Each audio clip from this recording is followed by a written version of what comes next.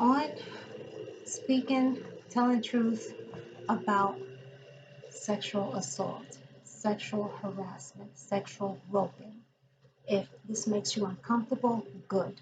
Listen, I don't know what it's going to take. I don't know how many people will see it. I'm sure there are countless of women who've spoken on this subject. I just came from outside and it's really hot, but I have to get this off my chest because it's the latest episode just happened, and it's like if I don't say anything, if I don't get it out, I'm gonna go back. I'm gonna go back to Bay Ridge and find the person and take a hammer and bust him over the head. He's waiting for a hammer to fall. I have a hammer. I'm gonna bust it in his head. That's what's gonna happen. I don't know what it's gonna take for certain men to get the idea that you cannot go around sexually assaulting women. You have no right, you have no audacity. You having an extra pinky between your legs doesn't give you an excuse to sexually assault, harass, molest women and young women and even girls. I don't speak on a subject unless I have a lot of knowledge of it. And unfortunately, I've had this happen to me too many times. There's some times that are there are times that haven't been so pronounced, and then there's some times that really stuck out in my memory. One second. Hot as dickens outside. So the first time this happened that I can vividly remember, I was a student, I was a freshman, young, and I thought the world was good and I had all the hope in the world of being forever green and all that. Everything was Disney. And somebody on campus um, grabbed right where my butt ends and my thigh ends. So right there. And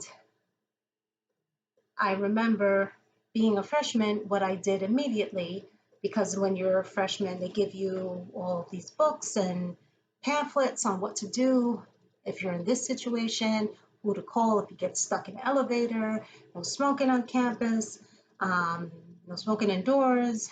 Um, Back then, smoking indoors just stopped. So, um, hint to, how old I am, but um, so the freshmen's got all these introductions to life, if you want to call it that. And so what I did was I called campus security, and campus security said, this is actually a crime. Forgive me if throughout this I'm patting my face because I'm hot, because I just came from outside. It's really hot. Um, all these pamphlets as to what to do and how to handle certain situations. So they said, this is actually a crime and we're going to call the police. I said, okay. I never been involved with the police to that extent.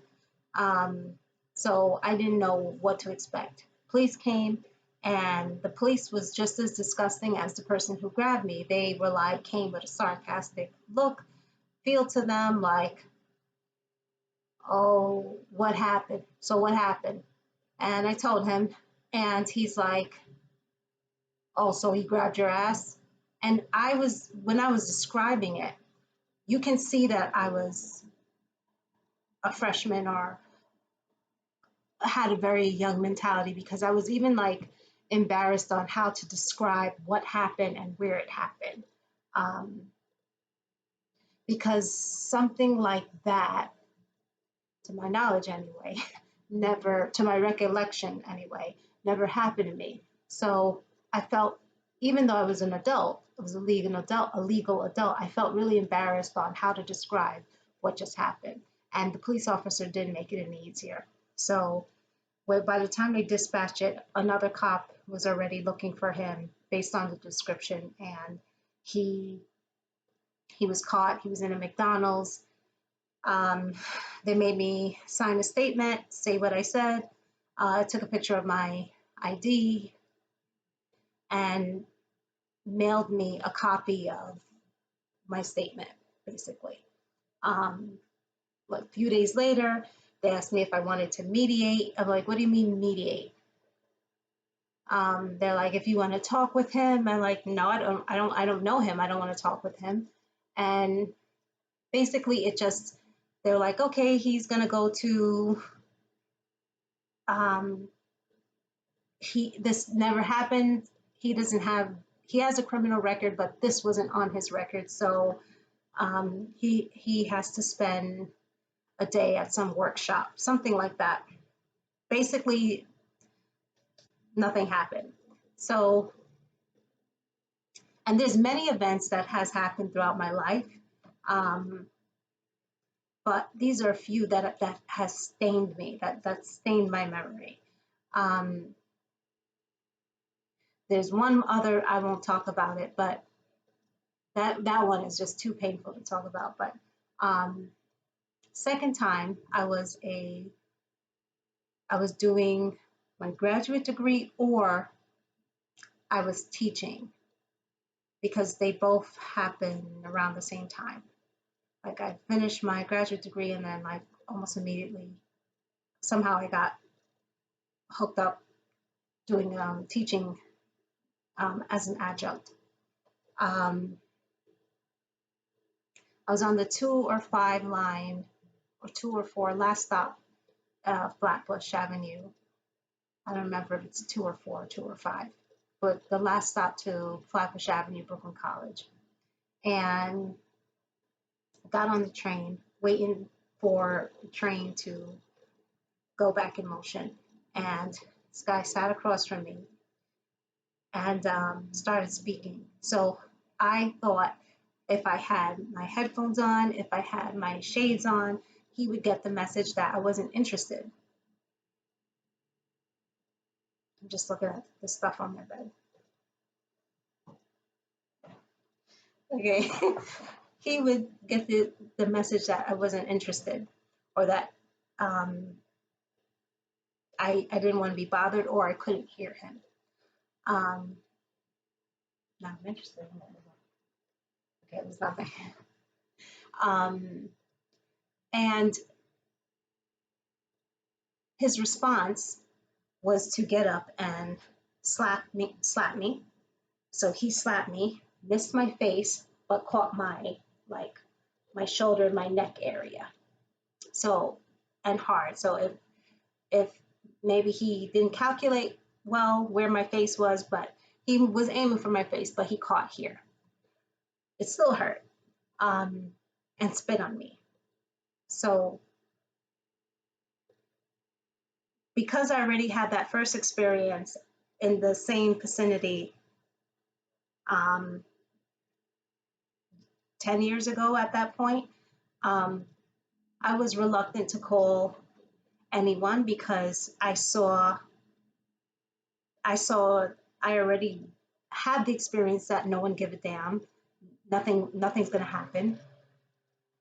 I looked up to see who on the train car saw what happened, and nobody said. There were men on the train. None of them did anything. All black men, mind you. None of them did anything. Um, okay, so I got off the next stop, Nevins. I think the next stop is Nevins, and I called. I said no. Um, like, I was I was disgusted, like, more than the slap, the spit. Um, and the police said to me, "Well, if he's gone, what do you want us to do? You don't even see him." So they weren't willing to come to me. Um, I wasn't underground. I got off the next stop. Um, to sorry, sorry, I'm missing a step. He got off the next stop. I got off the following stop. So after Brooklyn College, the next stop, I believe is Nevins. He got off that stop, the second stop. I looked around and shocked. The guys basically shrugged their shoulders, like, damn, they didn't care. I got off the third stop. Okay, sorry about that. I went upstairs, called the police. They didn't seem to care. They were like, well, if you don't see him, what do you expect us to do? What can we do? So that was just something I had to live with, and move on and forget about it. And in some ways, I did. Um, Several instances, not as severe as that, happened throughout the years, but again, as these things happen over and over and over again, some more severe than others, you grow numb to it. I remember living in Bay Ridge, and um, this guy, um, got it in his head that just because I didn't curse him out, that must mean I like him. And he learned my schedule. He would know when I would get off the train. He would follow me from the train to my home. And I was still embarrassed to say, like, scream or do. I really didn't know what to do. One day he grabbed my arm, and kind of hard, like, and I guess in his sick mind, he figured because I didn't say something, that must mean I like it. So I moved from him and I walked really fast to my building. That's common in Bay Ridge, Brooklyn, by the way. Sexual harassment. I'll get to the one that happened today and why someone's getting a hammer to their head. I feel bad for the next person to do this, to touch me in a disgusting way, to sexually put their hands on me without, like, I didn't invite you to do that. They're getting a hammer to their head. I'm talking like I talk. They're getting a hammer to their head.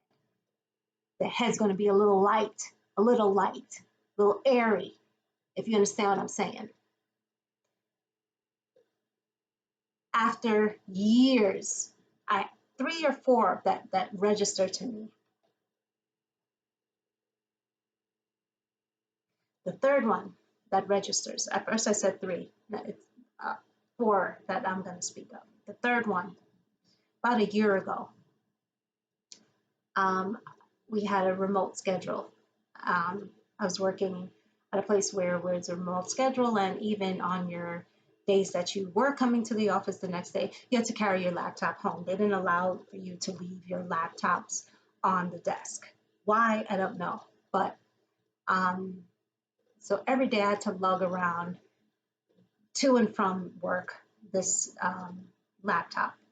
And one day I was at Atlantic Avenue. That's where all the trains meet. That's where Barclay Center is. And this guy, intoxicated on something, took it upon himself to get a grab and a hump, a one-shot deal. Like, he managed to grab me down there and do a quick hump. And it happened, they're so clever with it. It happened so fast that I didn't know what happened. It happened so fast, I was apologizing. Something told me I did something wrong. This is what's embedded in our head. This is what's sewn into our brain as women, that when we get sexually assaulted, there's something we did wrong. So here I am apologizing to this fucking cocksucker. Here I am apologizing to him after he grabbed me. So I'm still confused. I'm trying to pay attention. There's a big, digital sign that says when the next train is coming. Trying to pay attention to when's the next D train coming. I'm thinking about my day and, some comment someone said, and thinking what did they mean by it? You know how you replay your day and you sort out everything because you can't go to sleep without knowing that everything is okay. You just, I don't know if men do it too, but I know women definitely do it. And there's a woman, young white woman, sitting down, and she's like, "Do you know that guy?" I was like, "What? No." She's like, "Oh my gosh, that's so effing gross. Look what he just effing grabbed you." And I'm like, she's like, "You don't know him?" I was like, "No, I don't know him." And I'm confused because it's registering to me like that wasn't an accident that you caused. You weren't this fat broad in his way. He she was like, no, he was walking this way, and she saw it from a different angle because she was sitting here.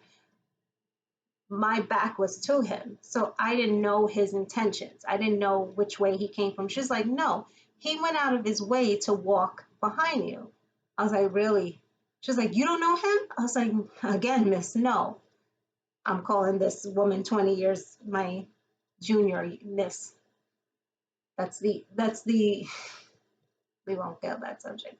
I'm like, no, I don't know. She's like, fucking asshole. And she runs upstairs because everyone knows there's police that's, you know, um, stationed in the trains now because the trains have become so dangerous. As expensive as it is to drive, I'm not sure that I will get on a train again. But anyway, she's like fucking asshole, and she goes upstairs and she grabs a police officer, brings him down, and she says all that happens. Meanwhile, my train's coming in 2 minutes. I'm like, my train's coming. They're like, ma'am, you have to give a statement. She's saying you were so basically, even though I'm so jaded, I'm so tired, and my mind is flooded with these sorts of incidents that I just don't even give a damn anymore. But this young white woman who was offended by it, and honestly, rightfully should, because she was what I was 20 years ago. I was disgusted and thought the world was green and wanted justice, and how dare somebody put their hands on me. And she felt that way for me. She saw more value in me than I saw for myself. And the police said, no, you have to stay. You have this happened to you, right? And I said, yes. So they're like, it's okay, we'll take you home. I'm like, really? You take me home? I live in near Bensonhurst. And they're like, oh, well, they're like, well, if you want, we'll take you home. So he he took the statement, the officer. Um, they caught him. He wasn't far because he was intoxicated, and I didn't react right away, so he didn't flee the scene. He was somewhere within the station. Um, his name, um, he had a Muslim name. He was Arab. Is that relevant in this story? To some degree, yes. I'll say why later. Um,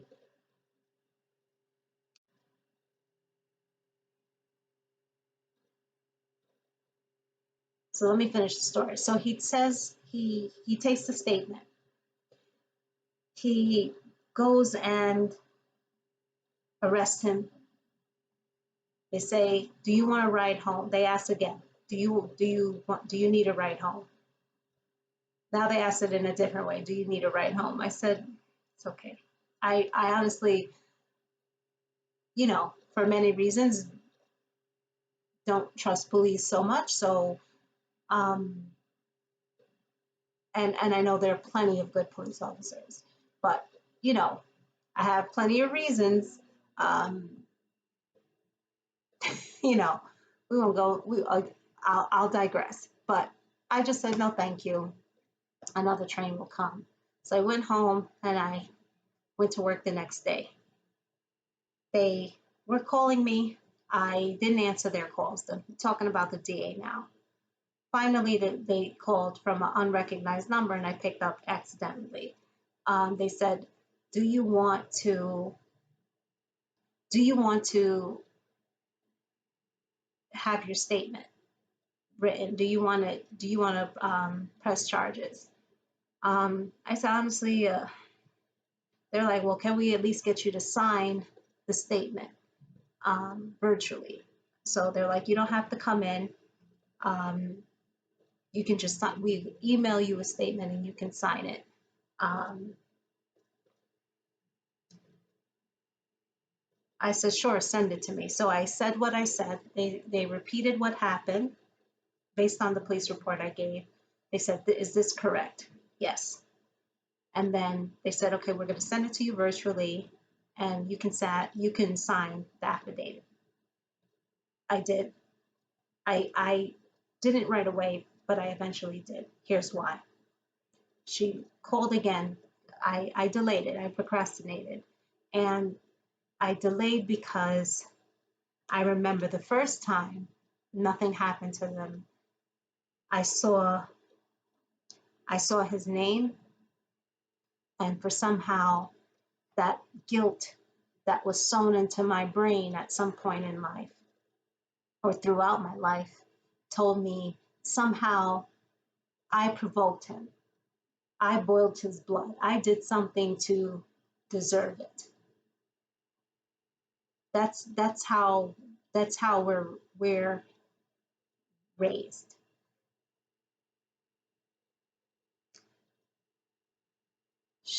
The person from the DA's office, she called me again and she said, "Listen, I get this all the time. Women, they come forward or someone comes forward for them on their behalf, like your situation, like a witness. Sometimes the witness is more outraged and has more respect for you than you have for yourself. And I want to tell you, I'm not supposed to tell you this, but I want to tell you, he has a record. He's done this before to a much younger, he's actually done this before to a minor. So if you sign this affidavit, it's not saying that he's going to go to prison, but it's going to guarantee that he at least can't. There's no bond that can be set. He will sit in jail until his hearing, until his date with the judge. He can't file for bail. If you don't sign it, he can post bail. His family can post bail, whatever the bail is set for. His family can bail him out. If you sign it, because he has a history and with a minor, there's no bail, no amount of money can get him off the hook. She said, think about that. So I said, okay, I'll sign. I didn't think about it. I said, I'll sign it, and I signed it. So till this day, this is almost a year now, he hasn't had court. He's still sitting in jail somewhere. Or maybe he's in Rikers Island. I don't know.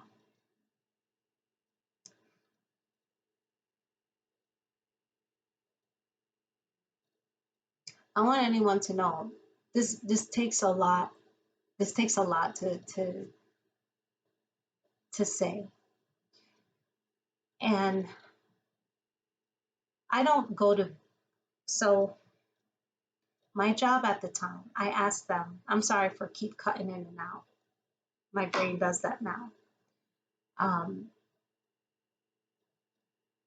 I asked my job to take my photo and my name off their website because I was afraid that if he saw, because he has a right to see who's filing against him.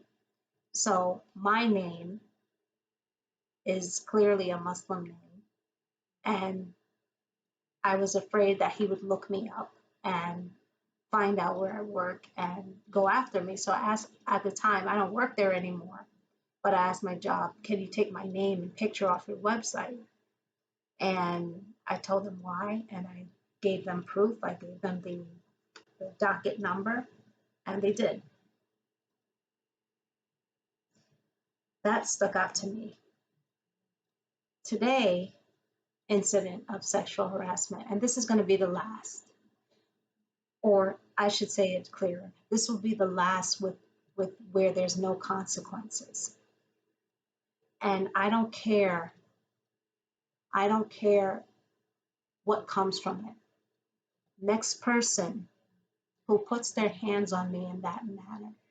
This has happened to me over and over and over and over in my life. And I can recall at least 3 or 4 times vividly. And I've, in some ways, become numb to it. Another one happened maybe 3 weeks ago at work. But again, I'm so numb to it. I won't even speak on that. Today I was in Bay Ridge again. I was in Telco. Bay Ridge Telco is on Fifth Avenue and 70 something.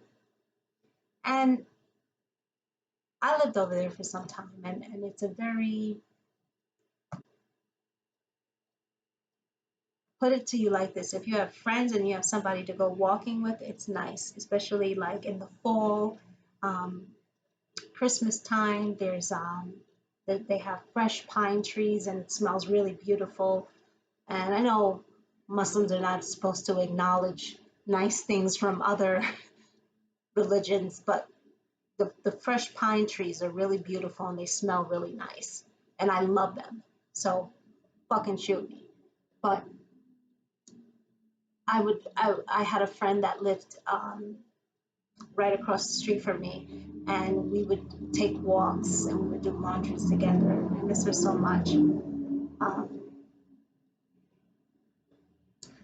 And so it's nice to go out at night and take walks, but if you're alone and you're a woman by yourself, especially if they know that you're Muslim or they know that they don't have to know, they can just think that you're Muslim or you're Arab or you're North African or you're African, or if they know that you have some connection to them in some way, they know that you have a certain they assume that you have a certain mentality and that they can do what they want to you and nothing's going to happen. They know not to do that to American women because American women have the stereotype of no nonsense and all that. Um, Other women, they kind of feel they can do that to their own women. And to an extent, Arab and or Muslim women are complicit in that, and they don't speak up enough about it. Because when it happened to me in Telco today, this total cocksucker walks up to me, and I'm in the underwear aisle looking at slips and pajamas and whatever, and this guy, he just stands there. So then I look at him and I'm like, "You want to pass?" He's like, "No, no, no." He acts like he's looking for slippers. So you can feel evil behind you. So this evil fuck, he's standing there and he pretends like he's shopping for socks or sandals. Um, Later on, by the cashier, he didn't have nor socks or sandals in his hand. He just had $2 t-shirts with his bum ass. Anyway, um, I pretend to get on the phone because a lot of women do that when they're scared or they don't want to be in, they want to show that they have a witness or that they're on the phone. They start these imaginary conversations with themselves. So that's what I did. I pretended to get on the phone and talk to someone, and when I got off the phone, um, he was there again. So instead of just say behind me is an aisle, say in front of me are bras and underwear, say behind me is the aisle. I put my back to the aisle like this and gave him my front so we can see each other.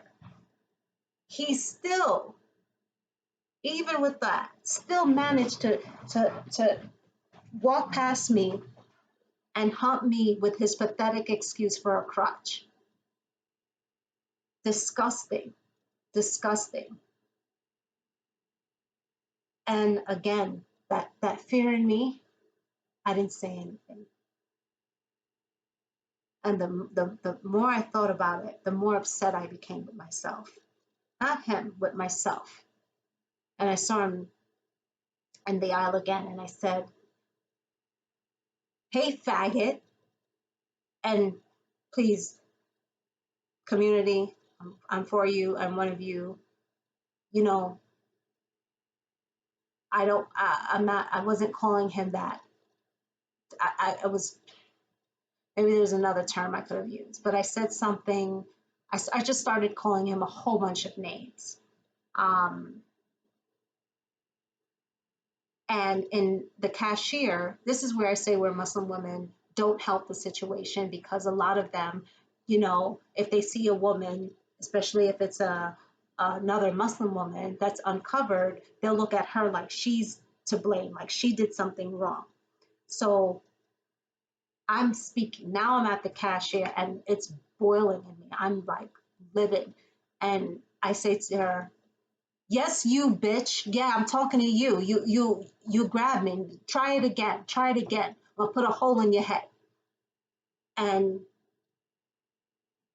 y'all, this may be the last time you see me in free space, because next motherfucker to do that, his head is gonna have some air in it. It's gonna have a hole in it. He's getting a hammer to his head. Self-defense. I win, I lose, I lose. It's enough. It's enough.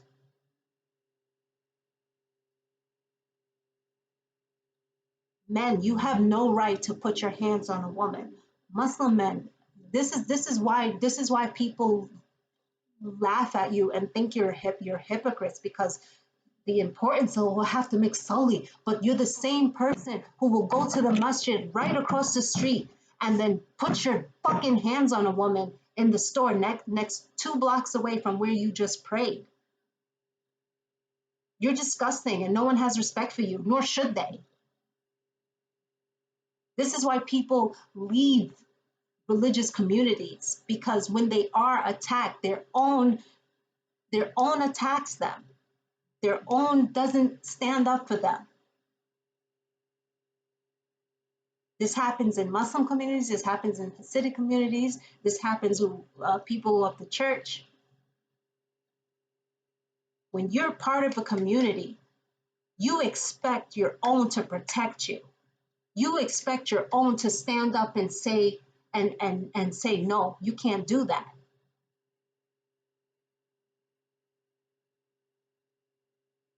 There was some story of a writer. I don't know if this is Maya Angelou's story, but something happened to her. And when her uncles or her relatives found out, I'm not sure if it's Maya Angelou, but her male relatives, her kinfolk found him and beat him to a bloody pulp. And as they should. That's the way it should be. So when you're part of a community and someone sexually assaults you, someone puts their hands on you, and then they turn around and look at you and say, I've had people make comments to me like, well, not saying it's right, but you don't cover. No, I don't, and I won't. I don't go out in a bra and panty. I go out wearing a dress. I do my best to cover my chest line. I don't wear my shirts up to the collar, but for the most part, I dress very decent. And I've even thought, I really need to lose weight. And my motivation to lose weight has never been, I've been fat, thin, fat, thin, fat. So I've been fat and thin back and forth for most of my life. And my motivation to lose weight has never been, oh, I just want to be healthy. It's always, the motivator has always been because I want to be less appealing. I don't want to have anything that shows womanhood. I don't want to be a target. That's always been the unspoken reason for not wanting a big ass.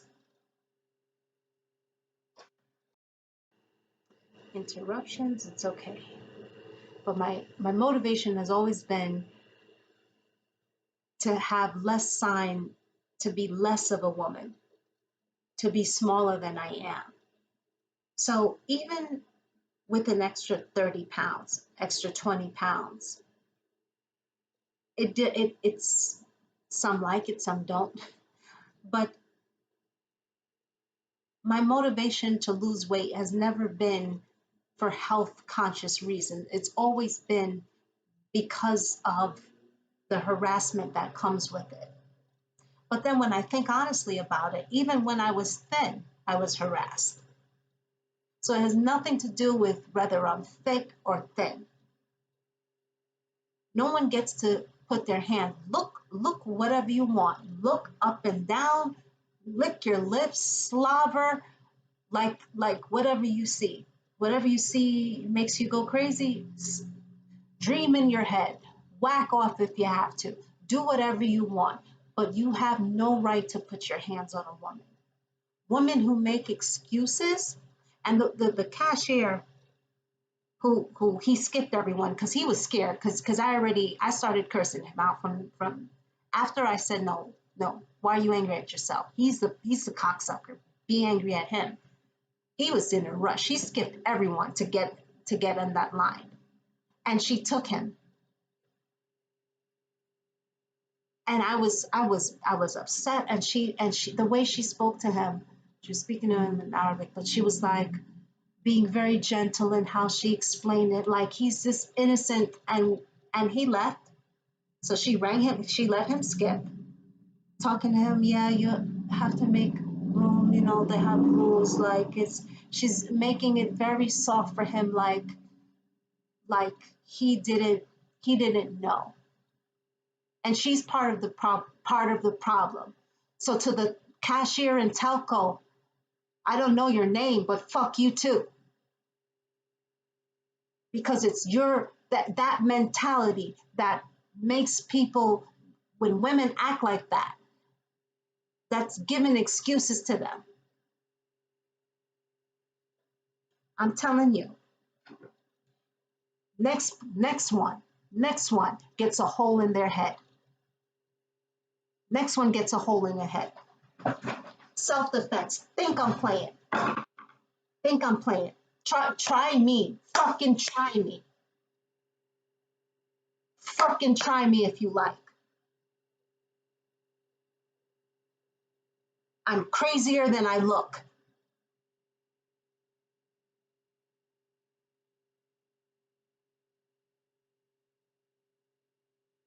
Try me if you like, and I'll go to jail over it.